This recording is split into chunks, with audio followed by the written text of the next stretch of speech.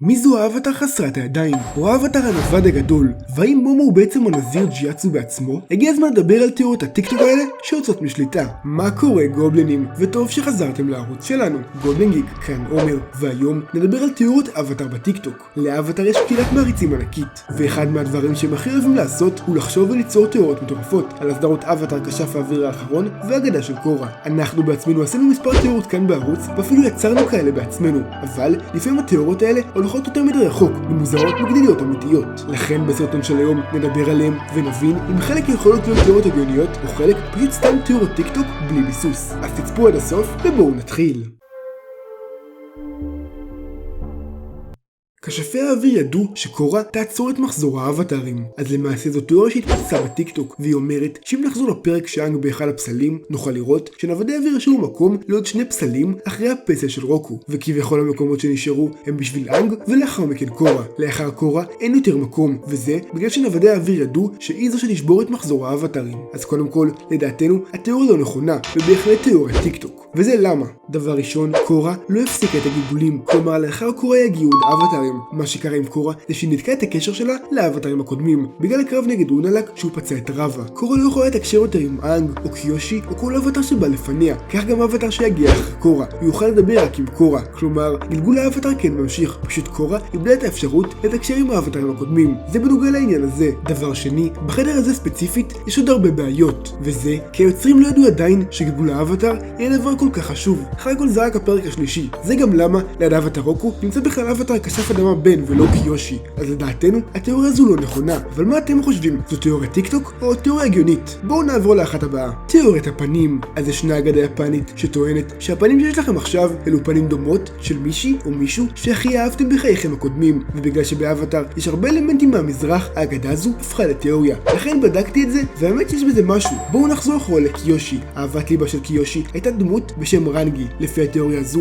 רוקו אמור להיות דומה לרנגי, כי רוקו בא אחרי קיושי. וכן, האמת שאפשר לראות דמיון. אצל רוקו אשתו הייתה נראית ככה, וזה אומר שאנג צריך להיות דומה. ושוב, הם די דומים בפנים. אצל אנג אהבת חייו היא קטרה, וזה אומר שאהבת אחרי אנג צריך להיות דומה לקטרה. ואכן, קורה וקטרה דומות. אם נלך לפי התיאוריה הזו, האבטר הבא צריך להיות דומה לאסמי, כי וקורה אתם יודעים. בכל אופן, מה אתם אומרים מהתיאוריה הזו? תיאוריה טיקטוק או תיאוריה הגיונית? ג'ין היא סבתא של מאקו ובולין. אז התיאוריה הזו אומרת שהדמות של ג'ין באבטר כשף האוויר האחרון, שאותה צוקו פוגש בבאסינגסה ואפילו יוצא איתה לדייט, היא למעשה סבתא של מאקו ובולין, שאותה פגשנו בהגדה של קורה בעונה השלישית גם בבאסינגסה. לפי התיאוריה, לאחר שג'ין גילתה שהיא למעשה יצאה עם שליט האש, היא השתגעה ולכן היא אוהבת מלכים ושליטים. ההוכחות לתיאוריה הזו היא שלשתיהן יש את אותו הצבע בעיניים, ושתיהן גרות בבאסינגסה בצד היותר עני. זהו, זה ההוכחות. לכן עד כמה שזה מחשבה מגניבה, אין פה שום ביסוס, וגם לסבתא של מאקו ובולין קוראים יין ולא ג'ין. לכן לדעתנו זו תיאוריה טיקטוק. בואו נעבור הלאה.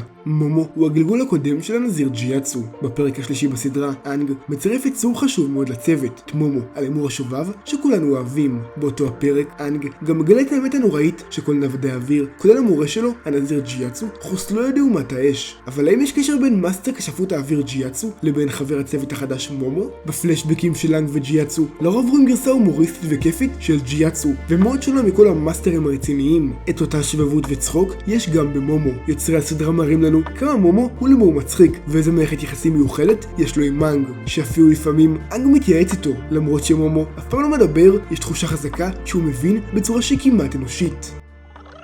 אתה צודק. אולי אבטר נווד אוויר יצליח להבין אותי יותר. אני מעמיד פנים שאתה מדבר, זה עוזר לי מאוד לחשוב. רעיון התיאוריה שמומו הוא הגלגול של הנזיר ג'יאצו היה רעיון שבהתחלה נשמע מוזר, אז הנה כמה ראיות לתיאוריה. דבר ראשון, כל הרעיון של גלגול נשמות בהחלט קיים בסדרה. לדוגמה, עם מצב האבטר, בכך שרוח האבטר עוברת לאבטר הבא אחרי שהאבטר הקודם מת. דבר נוסף הוא שבפלשבק של אנג, בפרק שבמקדש האוויר הדרומי, הנזיר ג'יאצו אומר לאנג שאלותיך יקבלו תשובה כשתהיה בוגר מספיק להיכנס לחלק המקודש במקדש האוויר. שם אתה תפגוש מישהו שידריך אותך במסע שלך. ולאחר שאנג שואל מי יהיה המדריך המסתורי שלו, ג'יאצו עונה אבל מי זה? כשתהיה מוכן, הוא יגלה את עצמו לפניך. עכשיו, כמובן שמתי שאנג נכנס לחלק המקודש במקדש באותו הפרק, הוא רואה את רוקו ופסלי האבטרים, ואותם הוא כביכול פוגש, אבל היצור החי האמיתי שהוא פוגש זה מומו, ולכן פה נדלקה אצל הרבה אנשים מחשבה שהתיאוריה הזו יכולה להיות נכונה, ומאסטר ג'יאצו בעצם רמז לאנג שהוא ילווה אותו. הנה עוד הוכחות. מומו הוא זה שגורם לאנג להיפגש עם השלט של מאסטר ג'יאצו, בכך שאנג עוקב אחרי מומו. לפי התיאוריה, ג'יאצו בעצם בחר להביא את אנג אל השלט שלו בתור מומו, בתקווה לגרום לו להבין את חומרת המצב ומה שאומת האש מסוגלת לעשות, כדי שיפעל במהירות וברצינות ושידע את תפקידו במלחמה בצורה מלאה יותר. עכשיו, למרות שהיוצרים של אבטר פעם לא חשפו שמומו אכן היה נזיר ג'יאצו בגלגול הקודם, באבטר אקסטרה, שזה מידע נוסף של אבטר מהיוצרים, כתוב שהם כמעט עשו פרק שמבוסס על הרעיון שמומו היה נזיר ג'יאצו בגלגול הקודם. נראה שהרעיון נזרק לפח ולכן נוצרה התיאוריה. אז מה אתם אומרים? זו תיאוריה טיקטוק או תיאוריה הגיונית? בואו נעבור לתיאוריה הבאה.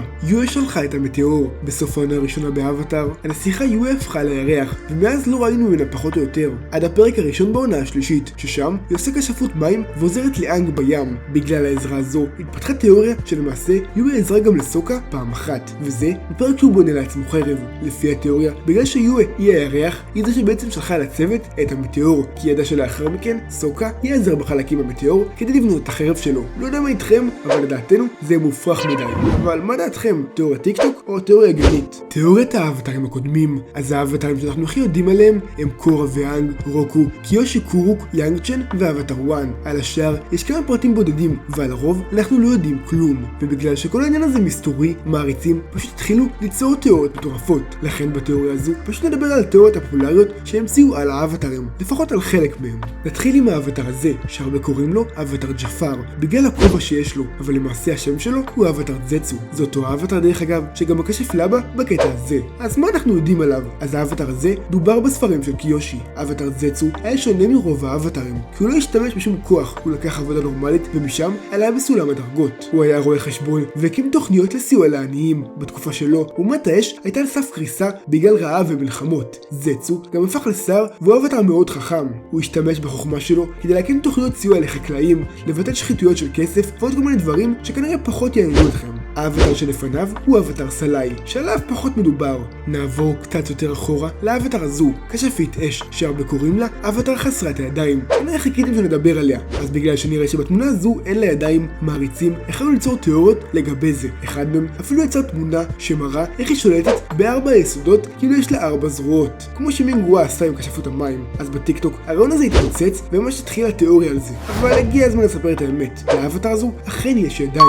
בתמונה הספציפית הזו הכוונה הייתה שהידיים שלה יהיו מאחורי הגב, ופשוט האנימטורים עשו טעות ועשו לה שרוולים. למעשה, בספר האנימציה של האגדה של קורה, שזה ספר שהאבטר והיוצרים הוציאו כדי לדבר על דברים מסוימים ולהראות איך הם עבדו על האנימציה, רואים שם את האבטר הזו, ושם רואים שיש לה ידיים. סליחה שביאסנו לכל אלה שהתלהבו מהתיאוריה הזו, אבל צריך לומר את האמת. חוץ מזה, אין יותר מדי מידע על האבטר הזו. דרך אגב, זה גם לא הטעות היחידה של האנימטורים בסצנה הזו. פה הם שמו שני אבטרים של כשפות מים, אחד אחרי השני, זה כמובן לא הגיוני לפי הסדר. ופה הם שמו את האבטר הזה, שהרבה קוראים לו נווד האוויר השמן, פעמיים. דרך אגב, גם לגביו אין שום מידע. אז הגעתם עד לכאן, תגיבו אשטג אבטר בתגובות, ונסמן לכולכם לב, שתדעו שאנחנו מעריכים את כולכם בטירוף. נשמח לשמוע גם מה דעתכם על התיאוריות האלו, איזה תיאוריות לדעתכם הגיוניות, ואיזה סתם תיאוריות טיקטוק שאין בהם שום היגיון.